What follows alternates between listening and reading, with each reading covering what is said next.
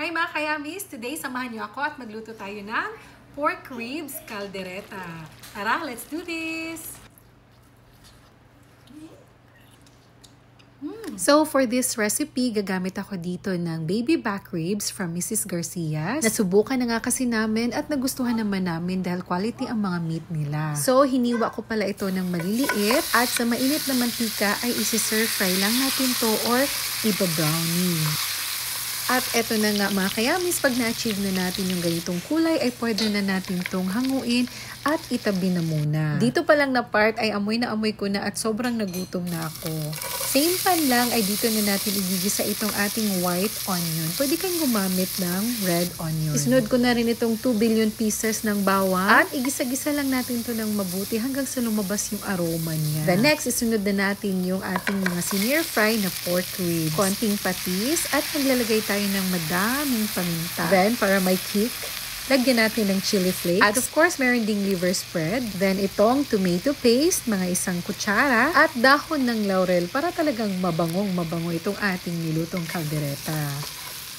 O, diba? Kuraw-kurawin lang din natin yan ng walang kasawaan para ma-distribute evenly yung mga nilagay nating mga sangkap. Then next ay magbuhos na ako dito ng tomato sauce. Of course, hindi ito mawawala. Sinumot ko na nga pala to kasi sayang naman. At eto, meron ako ditong tinunaw na beef cube. Ito yung pamalit ko sa beef stock. Since walang beef stock, so itong beef cube lang, tinunaw sa mainit na tubig at siguradong maglalasa na talaga itong ating niluluto. Kinuha ko na rin pala dito yung mga dumidikit-dikit sa ating lutuan kasi nakakadagdag lasa to. And so this time, tatakpan na natin to at isisimmer natin ng mga 1 oras hanggang sa lumambot yung ating karne. So sa pagsisimmer nga pala, in-adjust ko lang ito ng low heat for an hour. At malambot na siya, ito na yung itsura niya. Then sinunod ko na itong ating carrots and patatas.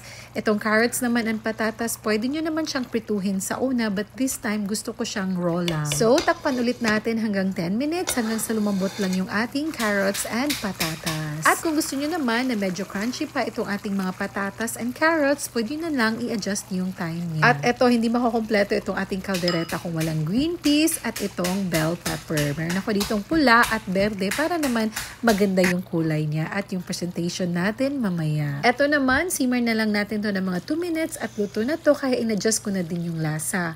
Nagdagdag lang ako dito ng asin, paminta at vetchin. So ito na nga yun mga kayamis ang aking version ng pork ribs caldereta gamit ang baby back ribs. Ganito din ba kayo magluto ng caldereta? Anyway, tara na at mag-plating na tayo at talaga ako'y gutom na gutom na. Ito pa naman ang first meal of the day ko dahil nagda-diet nga ako mga kayamis. Tara, tikman na natin! Ang lambot. Napakalambot.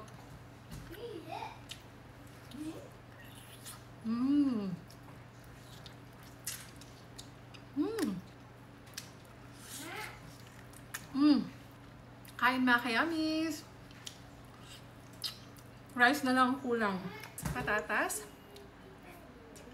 Ang sarap talaga.